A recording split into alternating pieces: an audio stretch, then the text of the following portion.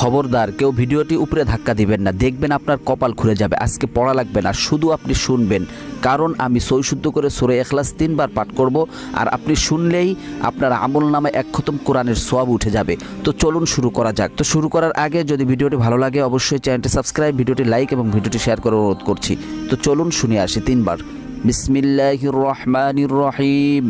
قل هو الله أحد الله الصمد لم يلد ولم يولد ولم يكن له كفوا أحد بسم الله الرحمن الرحيم قل هو الله أحد الله الصمد لم يلد ولم يولد ولم يكن له كفوا أحد بسم الله الرحمن الرحيم قل هو الله أحد الله الصمد لم يلد ولم يولد ولم يكن له كفوا أحد।